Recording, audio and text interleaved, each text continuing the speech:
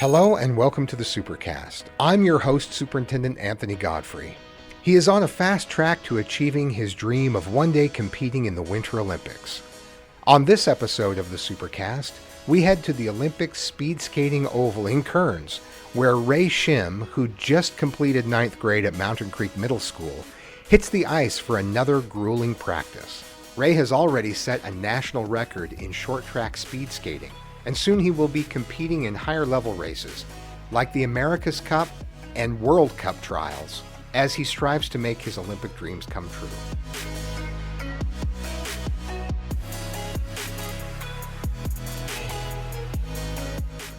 We're here at Mountain Creek Middle School with Ray Shim. Ray, thanks for taking time. Thank you. Ray is a speed skater preparing for his next race, but for even bigger things beyond that. Tell me about that preparation and how long you've been skating.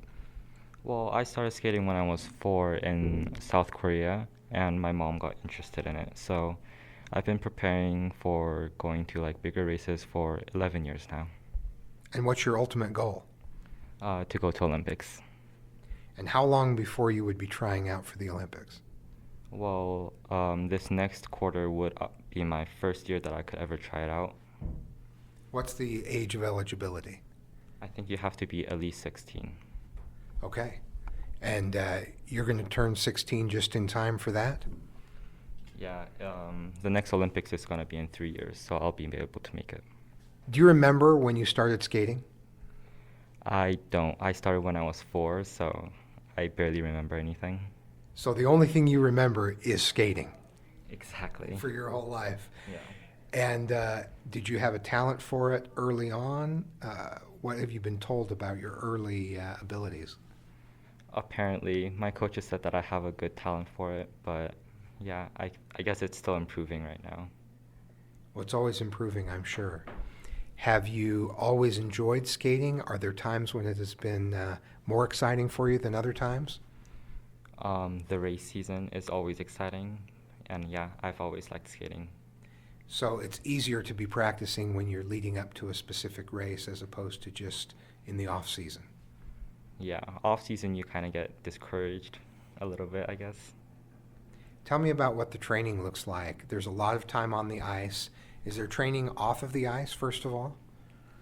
Yes, we do off-ice training. We run and stuff, but we have our own technical exercises we do for our off-ice training. And so what are some of those technical exercises look like?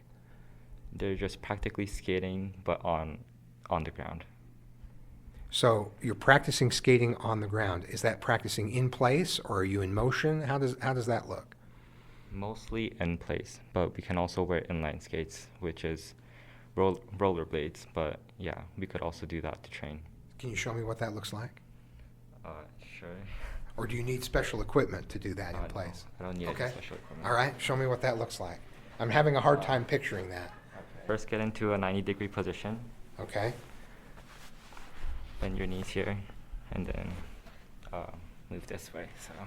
So you get into the starting position, you're crouched down really where your torso is horizontal with the ground. That's the best position that you should be able to get.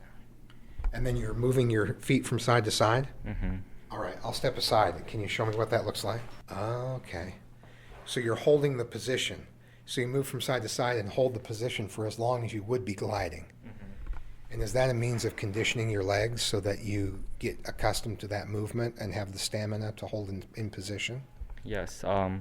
It's also easier to hold it off ice because balance is a lot easier. So yeah, we practice our technical moments here off ice.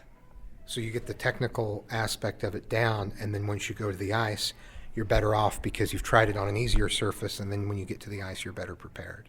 Yep. Your core must be just totally ripped.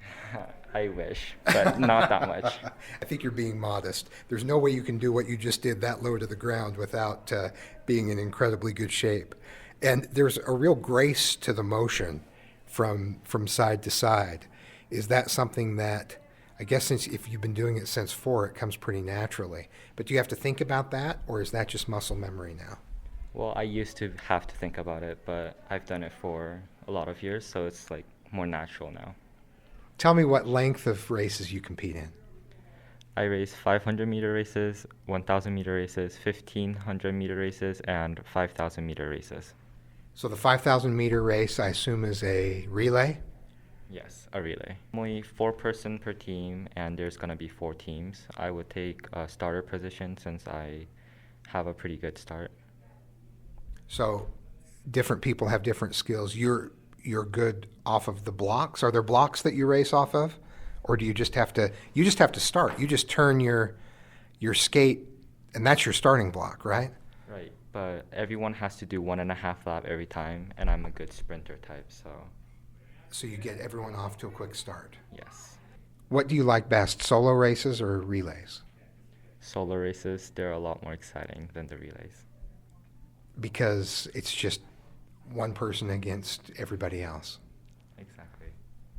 Now tell me, I have no sense for scale here. Tell me how long a 1,500-meter race takes, roughly. Average race would be a 2-minute 30-second race. A fast one would be like a 2-minute 6-second.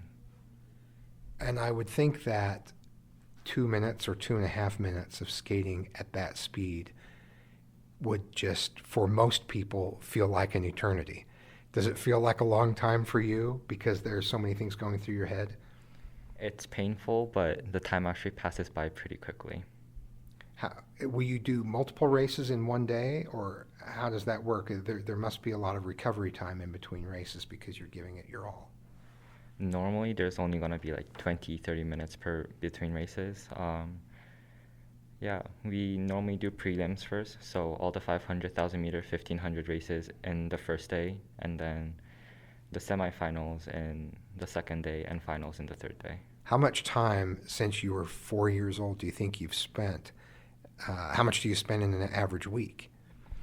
In an average week, well, every day I spend around 6-7 hours training, so times 7, that would be like 30, 38 maybe in between on average, I guess. I'm not going to make you do the math. I'm going to call it over 10,000 hours right now. That's pretty amazing. 6 or 7 hours a day. So tell me what a typical day looks like. So you wake up at 5 and you eat a light breakfast, be there at 5:45 a.m., train until around 10:30, come to school. After school is done, I go back to the oval, train for another 3 hours, get back home, and sleep. So do you have much time for much else? It sounds like that's pretty much your free time. Yeah, not really, but I manage. And it sounds like that is a stress reliever and kind of energizing for you to be able to be part of the racing and part of the training. Yes, it's also a little bit stressing too, but it's also my stress reliever. Do your friends know that you do speed skating? Well, most of my friends are speed skaters, but in this school, I don't think a lot of people know. Okay, well, they will after this podcast because we're going to spread it everywhere. You're ready for that, right? Maybe. All right, we're now talking with Ray's counselor, David Parker, here at Mountain Creek Middle. Tell me about Ray. Ray is a very polite, quiet kid who is very humble and one of the nicest kids you meet. You would never know, like he had said, what he's done. In fact, I know he's been speed skating for these 3 years, but to the level he's been doing, found out after last April. You wouldn't know what an animal he is on the ice and how competitive he is. Right. For example, when I knew he was going to be gone because we were trying to work some things out for future planning, and I knew he was gone, and he came back from his trip, and he talked to one of his AP teacher and asked how it went, and he said fine. And then as we reached out to do all this thing, and I think it was interesting as we sent this stuff out and his accomplishments at that race, she approached me saying he just said it was fine, and he's breaking these records and getting first place and, up there on the podium that went fine. So tell me about what accommodations to the schedule and everything you've made to make all of that training possible. So as Ray said, he's done ed release. This is his third year. He's one of the original Moose. In fact, this is our third year as a school at Mountain Creek. So he and his brother are considered some of the original Moose because Becky Hunsaker, our head counselor, was the first hire in the department, and the very first meeting she ever had was with them to help kind of accommodate that. So Ray has always done ed release for the first 3 periods of the day and then at the afternoon period. And he supplements that with the virtual learning that's been available through the district. So he's here 4 or 5 days or periods a day and is taking AP classes in the midst of all that. And so, like he said, he manages, and I don't know how, but What he's been able to accomplish.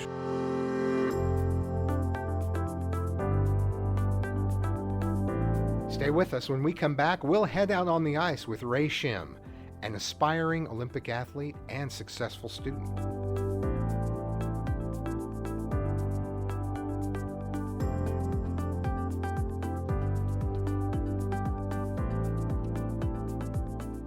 Hello, I'm Stacy Worthen, Secondary Counseling Specialist for Jordan School District. Do you know all the ways Jordan School District counselors can help you and your student? School counselors play such an important role in our schools. They provide parents with resources to help guide their children in academics. They provide support with the mental and social well-being of students in our schools. And if you are in the process of preparing a student for college or just beginning the conversation of higher education, now is the perfect time to reach out to your child's counselor. We can assist with college applications and college readiness. I encourage parents and guardians to schedule an appointment and get to know your student's counselor. Together, counselors and parents can help develop plans and strategies for students to succeed long after they leave Jordan School District. Reach out. We're always here to help. You can find us and learn more at counseling.jordandistrict.org.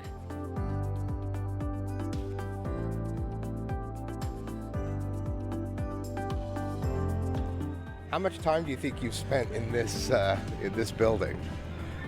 Too much to count. I have no idea. Yeah, I'm sure. So is there always, do we always have 2 sets of ice here, 2 rinks? Yes, one's for hockey skating, so they have hard boards, and Okay. one's for figure skating and stuff. Okay. And this is the skating one over here? Yes. Okay. I remember hearing about this building that it is one of the largest buildings without any posts in it at all, so that you could get line of sight for the cameras when the Olympics were here. Oh, I had no idea. But yeah, there is no post now that you say it. So tell me about your skates. I shouldn't be surprised, but those blades look really long. Yeah, they're 17.5-inch blades long. Oh, wow. And you keep this cover on them to keep them sharp and keep from injuring yourself on those blades, I assume. For protecting the blades mostly, though. Compete on the short track, so is this pretty much the same as the ice that you would compete on? Yeah. How long does it take you to get all suited up? Oh, okay, now you just uncovered that blade. Can I take a look at that? Yeah. That is a serious blade. That could protect you in the parking lot on your way to the car. Wow. That is serious business.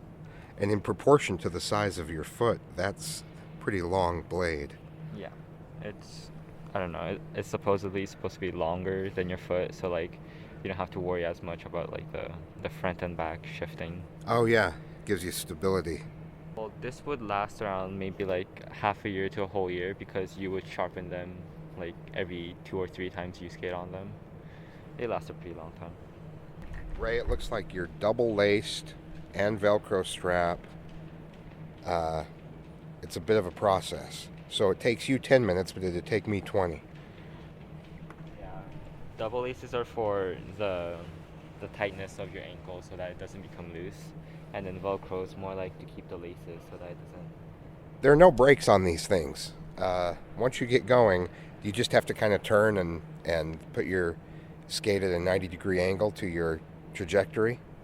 Well, I guess you would just kind of glide until you start losing speed, Okay. or kind of like start stepping like that. I can't wait to see you in action here because this is a lot of build-up. All right, now you're all geared up. You've got your helmet on. You always skate with a helmet, I assume. Yes. Very good. And you've got, is this all one piece from shoulders to ankles? Yes, all one piece. Okay. And your U.S. speed skating jacket, that's pretty cool. Thank you. That's awesome. So tell me, how does it feel to be all suited up? Does that feel... It's pretty uncomfortable. It's skin tight, so it wouldn't be something that I would want to wear the whole time, but it's best for your aerodynamic activities. How much skating do you do before a race to warm up?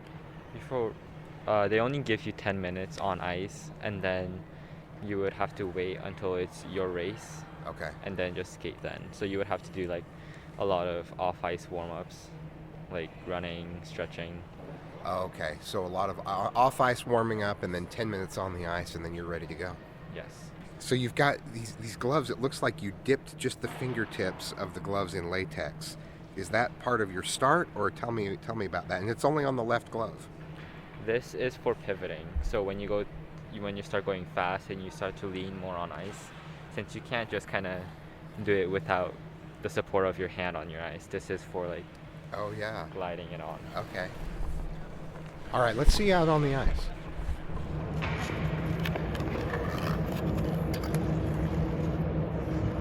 Man, he looks great out there. He is going so fast.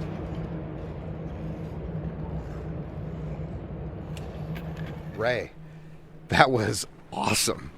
Thank you. That was really, I don't know, I was very overwhelmed seeing you skate. I thought that was incredible. It was so graceful, so fast. And when you finished, you glided all the way around with no effort. You had so much energy you built up. You went around once doing nothing. Yeah, these skates glide really easily, so once you get speed, it's kind of hard to slow down. Yeah, when you turned and leaned in and just put your hand down, I just thought, well, that's something I'll never do. That was incredible. I am so impressed.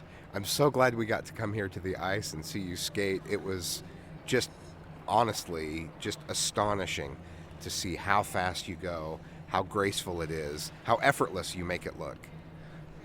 Thank you. When we walked up to the ice, there was a kid who is obviously a speed skater who wanted to show you his skates. Do you have that happen sometimes when you're all geared up? You have a very gold medal look right now. Oh, thank you. Yeah, from time to time. He just started learning how to skate, so he's probably really interested in like other people who would be skating like him. Yeah, that's really cool that you are already getting the chance to encourage younger skaters. When is your next competition? It's going to be in August, mid-August, right before our school's going to start again. Do you compete here at any point where I could come and see? In August, yeah. In there's August, gonna be it's a here. race here, yeah. Okay, great. Well, we'll be here. We'll be here.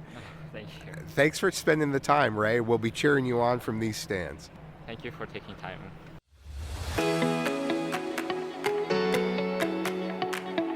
Thank you for joining us on another episode of the Supercast. Remember, education is the most important thing you will do today. We'll see you out.